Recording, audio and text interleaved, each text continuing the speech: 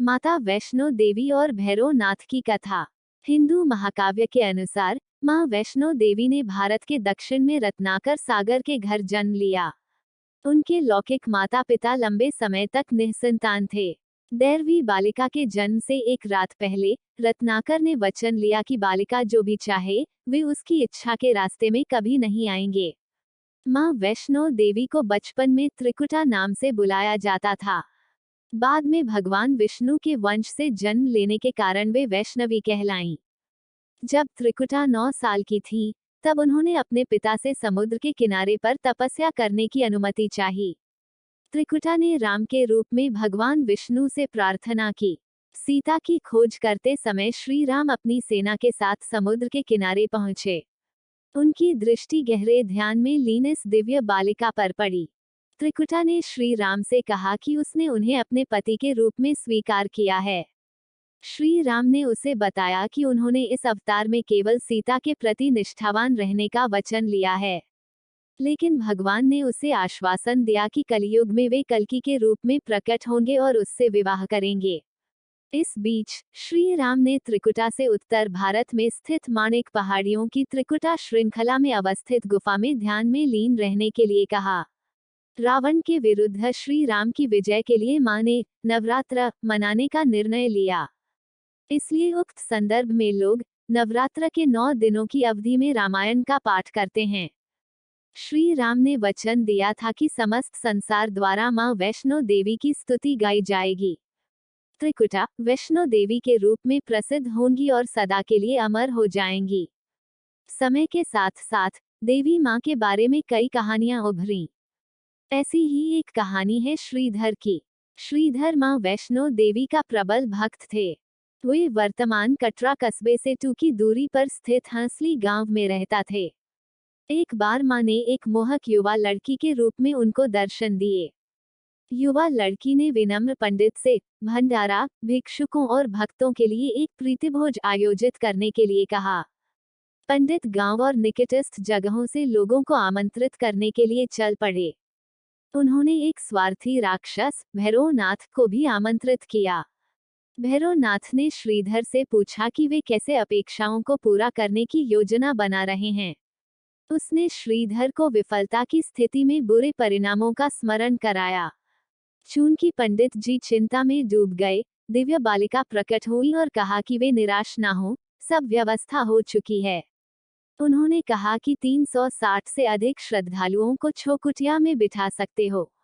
उनके कहे अनुसार ही भंडारा में अतिरिक्त भोजन और बैठने की व्यवस्था के साथ निर्विघ्न आयोजन संपन्न हुआ। भैरवनाथ ने स्वीकार किया कि बालिका में अलौकिक शक्तियां थीं और आगे और परीक्षा लेने का निर्णय लिया। उसने त्रिकुटा पहाड़ियों तक उस दिव्य बालिका का पीछा किया। 9 महीनों तक भैरवनाथ उस रहस्यमय बालिका को ढूंढता रहा, जिसे वह देवी मां का अवतार मानता था। भैरव से दूर भागते हुए देवी ने पृथ्वी पर एक बाण चलाया, जिससे पानी फूटकर बाहर निकला। यही नदी बाणगंगा के रूप में जानी जाती है। ऐसी मान्यता है कि बाणगंगा बाण तीर में स्नान करने पर देवी माता पर विश्वास करने वालों के सभी पाप धुल जाते हैं। नदी के किनारे, जिसे चरण पादुका कहा जाता है, देवी मां के पैरों के निशान हैं, जो आज तक उसी तरह विद्यमान हैं। इसके बाद वैष्णो देवी ने अधकावरी के पास गर्भ जून में शरण ली, जहां वे 9 महीनों तक ध्यान मग्न रहीं और आध्यात्मिक ज्ञान और शक्तियां प्राप्त की। भैरव द्वारा उन्हें ढूंढ लेने पर उनकी साधना भंग हुई। जब भैरव ने उन्हें मारने की कोशिश की, तो विवश होकर वैष्णो देवी ने महाकाली का रूप लिया। दरबार में पवित्र गुफा के द्वार पर देवी मां प्रकट हुई। देवी ने ऐसी शक्ति के साथ भैरव का सिर धड़ से अलग किया कि उसकी खोपड़ी पवित्र गुफा से 2.5 की दूरी पर भैरव घाटी नामक स्थान पर जा गिरी। भैरव ने मरते समय क्षमा याचना की। देवी जानती थी कि उन पर हमला करने के पीछे भैरव की प्रमुख मंशा मोक्ष प्राप्त करने की थी। उन्होंने न केवल भैरव को पुनर्जन्म के चक्र से मुक्ति प्रदान की, बल्कि उसे वरदान भी दिया कि भक्त द्वारा यह सुनिश्चित करने के लिए कि तीर्थ यात्रा संपन्न हो चुकी है, यह आवश्यक होगा कि वह देवी मां के दर्शन के बाद पवित्र गुफा के पास भैरवनाथ के मंदिर के भी दर्शन करें। इस बीच वैष्णो देवी ने 3 पिंड सिर सहित एक चट्टान का आकार ग्रहण किया और सदा के लिए ध्यानमग्न हो गईं। इस बीच पंडित श्रीधर अधीर हो गए। वे त्रिकुटा पर्वत की ओर उसी रास्ते आगे बढ़े जो उन्होंने सपने में देखा था।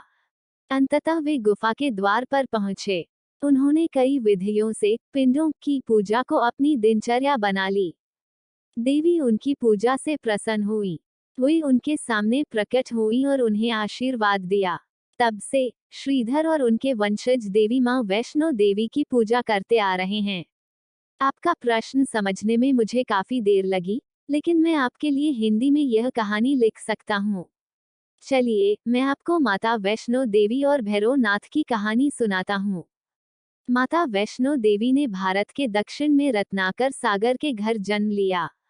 उनके लौकिक माता पिता लंबे समय तक निसंतान रहे। वैष्णो देवी को बचपन में त्रिकुटा नाम से बुलाया जाता था। उन्होंने नवरात्र के 9 दिनों में रामायण का पाठ किया और भगवान विष्णु से प्रार्थना की। एक दिन श्री राम और उनकी सेना समुद्र के किनारे पहुंचे। त्रिकुटा ने उन्हें देखा और उनसे अपने पति के रूप में स्वीकार किया। श्री राम ने उन्हें आश्वासन दिया कि वे कलयुग में उन्हें विवाह करेंगे। त्रिकुटा ने फिर वैष्णो देवी के रूप में प्रसिद्धि पाई और सदा के लिए अमर हो गईं। उन्होंने भैरवनाथ के साथ एक दिन भंडारा आयोजित किया, जिसमें भैरवनाथ ने भी भाग लिया। भैरवनाथ ने उन्हें परीक्षा देने का निर्णय लिया और उनके पीछे लगे। वे नदी बाणगंगा में बदल गईं और उसे स्नान के लिए पवित्र माना गया। इसके बाद वैष्णो देवी ने अधकावरी में ध्यान में लगी और आध्यात्मिक शक्तियां प्राप्त की। भैरवनाथ ने उन्हें ढूंढने का प्रयास किया, लेकिन वह असफल रहे। अंत में उन्होंने उनकी पूजा की और उन्हें आशीर्वाद दिया।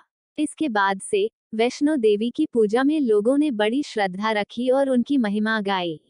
अगर आपको हमारे चैनल पर माता वैष्णो देवी की कहानी सुनकर अच्छा लगा हो तो हमारे चैनल को लाइक, शेयर और सब्सक्राइब जरूर करें। धन्यवाद। माता की कृपा आप सब पर सदा बनी रहे। जय माता दी।